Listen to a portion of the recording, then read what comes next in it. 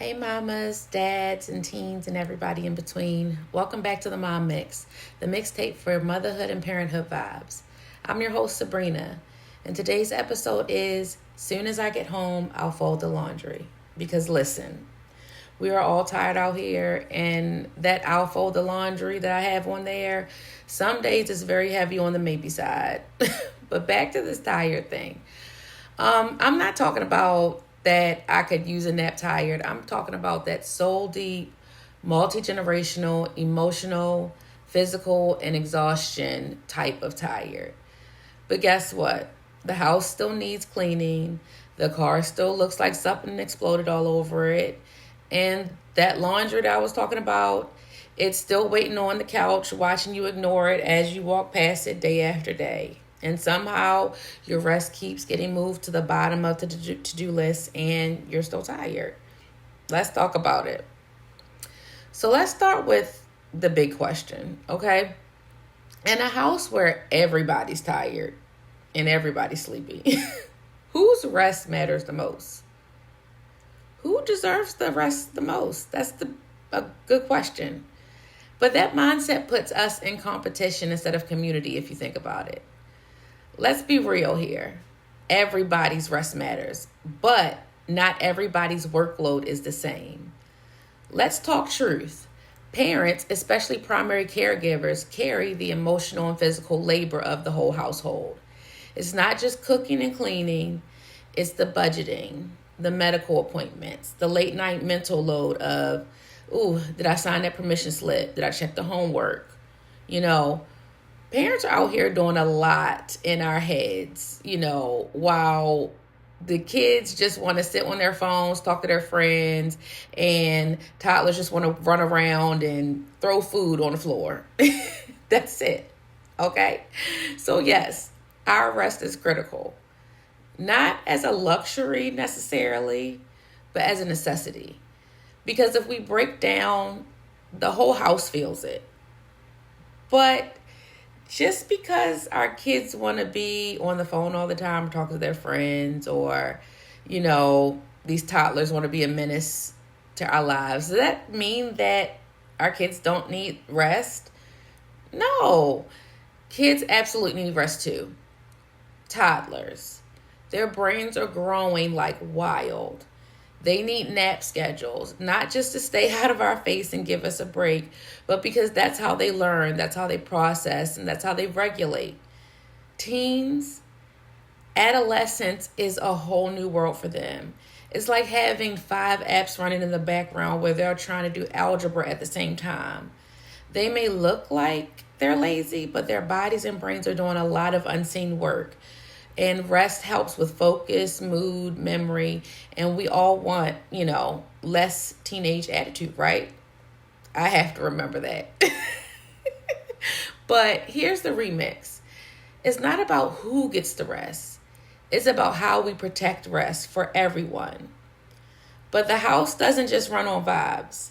And everybody doesn't have just limited funds where they can hire a housekeeper to clean the house every week.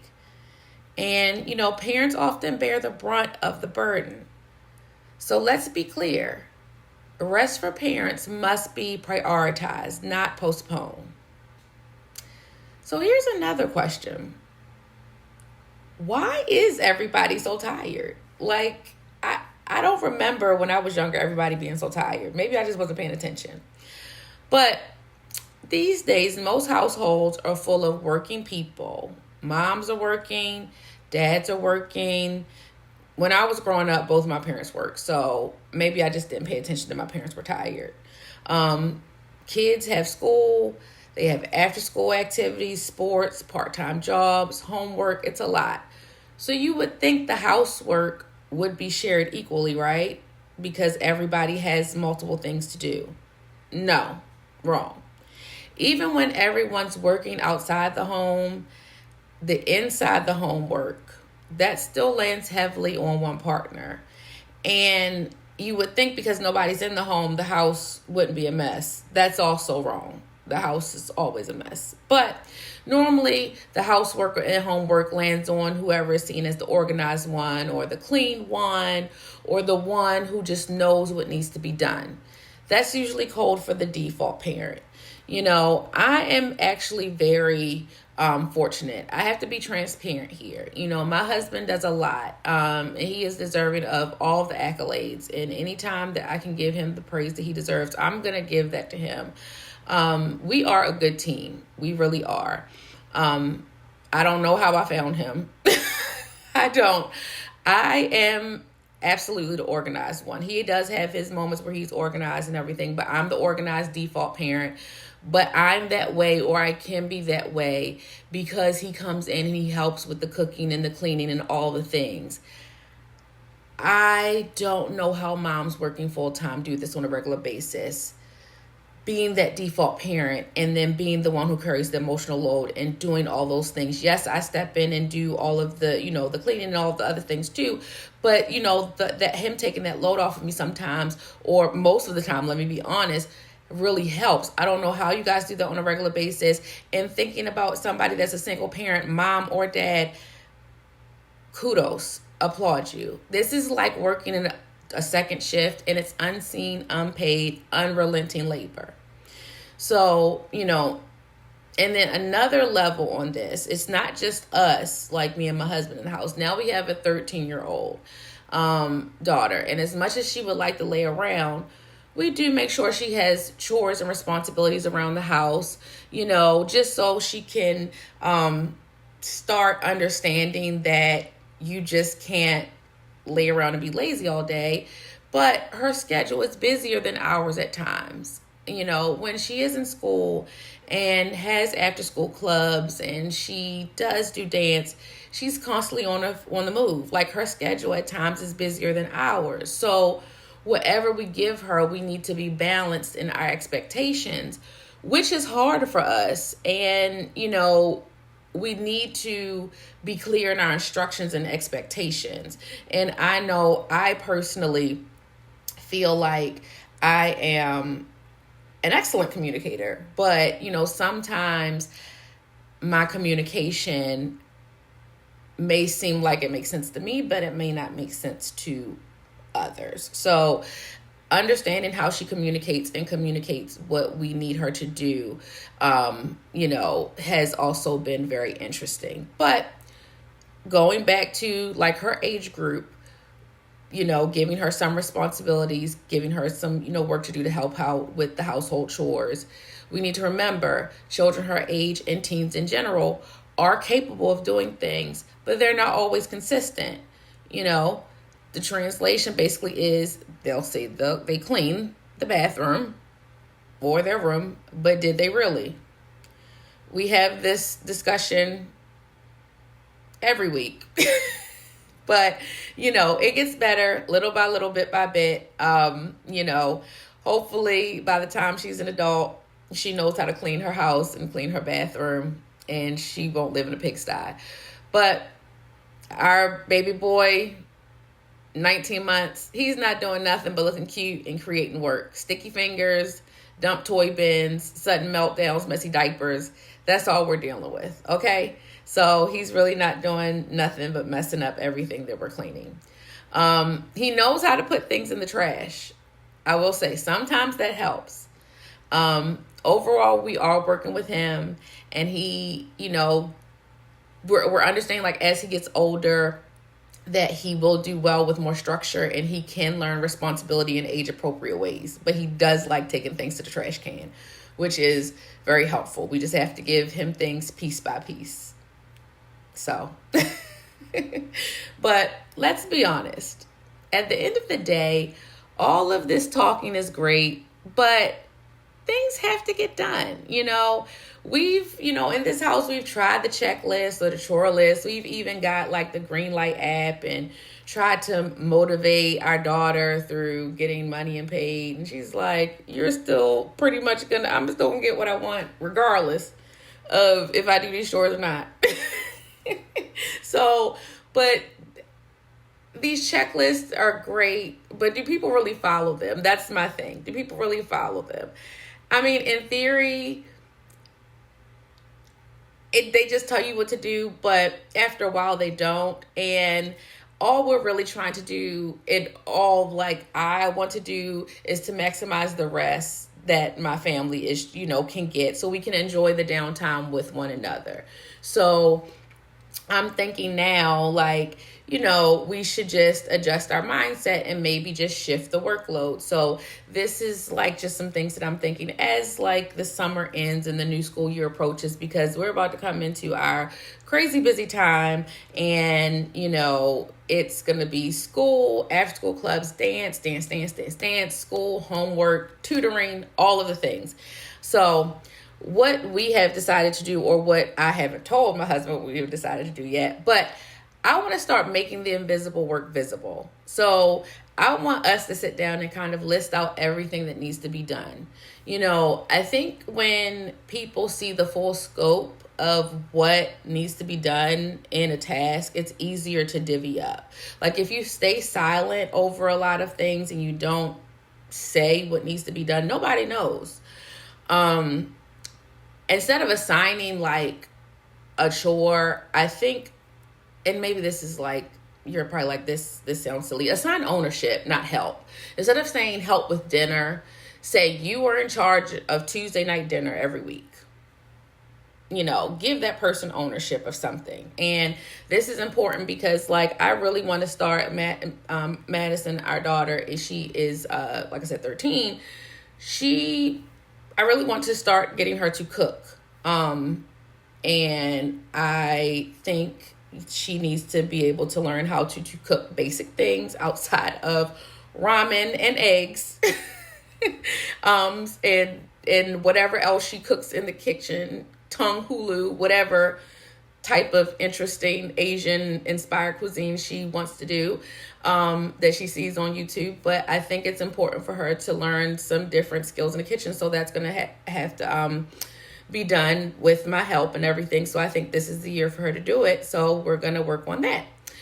Another thing is create a power 20 rule. So when I clean, I want to clean everything from top to bottom. So this is going to be a new, different mindset for me. So instead of trying to just clean everything in one day, maybe everybody in the house, 20 minutes a day or 20 minutes every other day, everyone in the house does something. There's no phones, no excuses. Just knock out something in the house together. No questions, no nothing. Just give it your all for 20 minutes. Okay? And then the other thing, which I think is really good, this is kind of getting the children involved, just having weekly 15-minute family syncs. Everyone kind of says what's on their plate, whether it's work, school, if they're stressed, and this will give everybody an open dialogue about their week. And, the parents can say, okay, well, this is what needs to be done around the house this week. And then maybe everybody can decide on who's doing what together, instead of listing out a chore and saying, you're doing the bathrooms every week. No ifs, ands, or buts about it. And if you don't do it, you're not going to hang out with your friends. I don't know. So we're just trying to think of something different in the house to make sure the house stays clean and not be in the shape that it's in currently. But my friends probably are like, Sabrina, your house is clean. To everybody else it is. To me, it's not. So that's just what it is. Anyways, let's jump into this week's mixtape memory. So I used to think I knew what exhaustion felt like. When I was in school, I used to be up all hours of the night memorizing drug classifications. You guys know I was in nursing school. I'm a nurse. Highlighting textbooks like they were coloring books, drawing things, trying to get things in my memory bank for tests. Then I'll be turning around and showing up for clinicals looking crazy because we could not, work on our patients if we didn't have an understanding of each and every medication that they were on, down to Tylenol. We had to understand everything about that Tylenol, even though it was an as needed medication. We needed to understand it just in case that patient needed that Tylenol, and we needed to know why we were giving it. It wasn't for a headache either. It probably was for a fever. But anyway, back then, tired meant caffeine, nerves, and pushing through. And I really thought I was at my limit. Like I was like, I don't know how much more I can take. I don't know how much more I can take. But grown up tired, mom tired, working woman, raising humans tired, child. That's a whole new genre of exhaustion. And I mean, I appreciate it, but I just don't. I appreciate it because like I'm here. I have arrived, okay? But it's that I don't even have time to like scroll tired. It's that don't ask me what's for dinner because I might cry tired. It's the kind of tired where your body's moving but your soul is buffering tired. And I mean, I say that I've arrived, but here's the thing. Back then, and I laugh, I was exhausted just chasing my future. Okay? Now I'm exhausted maintaining the life that I prayed for. That is why I'm laughing. So I just think that it's ironic. And I love that for me. I love that I got this life. I appreciate this life, and even though it's hard, I'm learning to give myself grace because rest is not just earned, it's necessary. And I didn't appreciate good rest until now, when I have a toddler that likes to wake up at 2 a.m. and scream. And I have to like decide, am I going to turn up my thunderstorm sounds after I make sure that he's not wet and he's fine, and let him cry for a little bit to see if he goes back to sleep, or bring him into bed. But anyways, it's time to flip the tape. Side A, side B. Okay.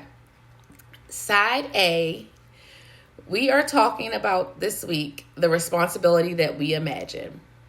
Okay?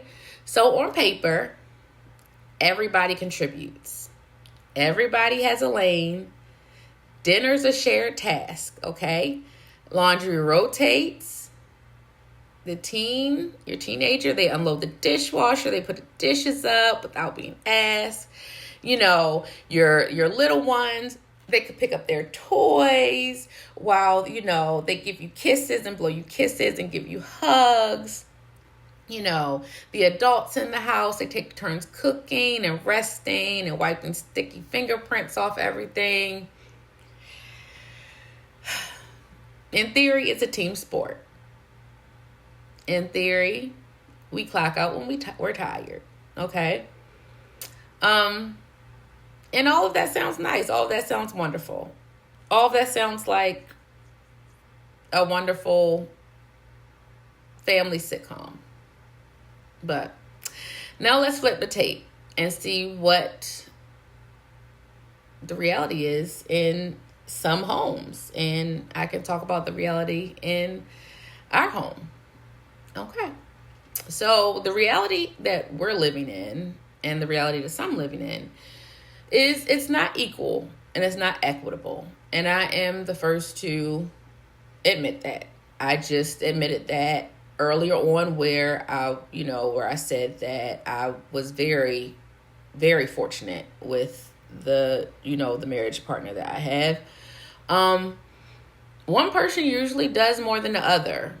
It shifts every so often. And if you are a single parent, you are doing all of the holding, all of the hand holding. You're doing all of the calendar work.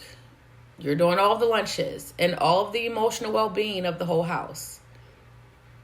You guys are amazing. You really are. The reality is we say everybody pitch in, but not everybody notices what needs to be done.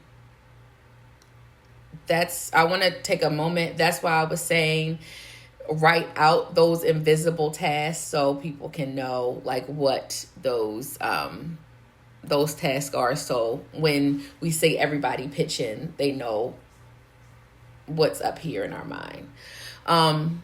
We assign chores, but somehow folks forget.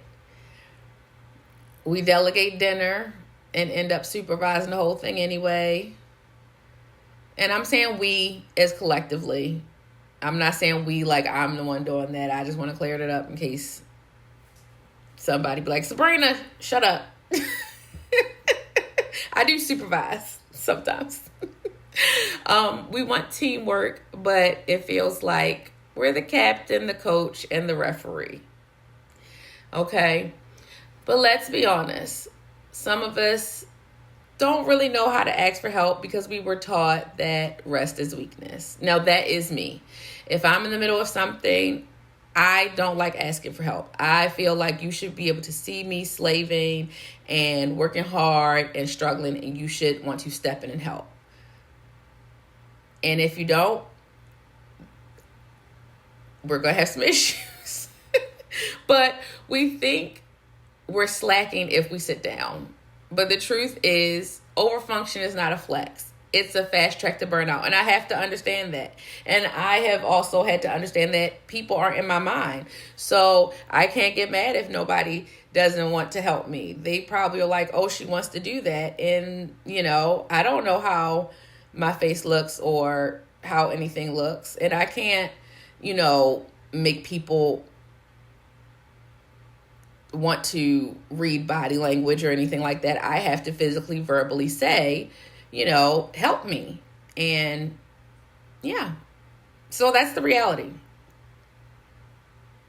It's fine. Everybody's moving towards better space so everybody can get rest. And that's across all homes. Okay, let's go into our mom bars. Everybody's tired and everybody matters. And that's what I want to get across today. Okay? Rest is not a reward. It's the recharge we need to keep loving, living, and showing up. A rested mama is a softer mama. A rested kid is a kinder kid. A rested dad is a funner dad. A rested family, that's a peaceful home. Don't just divide the chores. Protect the rest. Okay, mamas. What I want you to do is, this week, I want you to pick one thing. Okay? Well, mamas, daddies, teens, whoever. Okay? Well, not really teens. Moms and daddies. Because teens can't do this. Okay? Delegate, delay, or delete it. And this is hard for me. Not everything is urgent. And rest is not optional. You can't delete rest. You got to get your rest, okay? So figure out what you want to delegate, delay, or delete. And when you get home, maybe fold the laundry. Or just maybe leave it there. And sit your beautiful butt down, okay? And get a glass of wine. Or a margarita. And I just want to say, before I get off of here, next week, I can't believe that, this is the 9th episode, okay? So next week, it's the season finale of the first official season of the Mom Mix. I cannot believe it, okay? Now, listen. I'm not doing anything wild for next week's episode or anything. No Beyonce level type rollout this time. No confetti. I'm still on my Beyonce kick, as you can see. And I'm already thinking ahead to act 3, of all the things, as you can see. But I did want to let y'all know that after, the 10th episode, I will be taking a little break. This podcast, it has been a labor of love. It has been, literally thought up through conversations at a wine festival with a very good friend who literally just speaks life into everything and everyone she meets. And I love her for that. And she has, spoke life into both me and one of my other good friends. And this summer has been amazing because of her. So I thank her for that. And I have enjoyed doing this podcast. It's like I said, it's been a labor of love. Late nights, early mornings, recording in between all types of stuff. I've rose to all types of different occasions to do this. Overcome a lot of things. I got equipment, set up a whole new area downstairs to do this. And honestly, it's been fun and healing even. But Mama's a little tired, okay? So I'll still be posting content, clips, and mixing it up on the socials. But I am definitely taking a pause to rest, reset, and cook up something even better for season 2. I will get into a little bit about that next week and, my thoughts of what I would like to do for next season. Of course, I have like my topic and stuff set up, but I did want to take a little time in the beginning of next week to talk about my thoughts and how everything is going. But until then, take care of yourself, protect your rest, and do not let that laundry guilt you. Let it watch you. Walk away fabulous. It will get folded. Okay? Love you guys. Bye.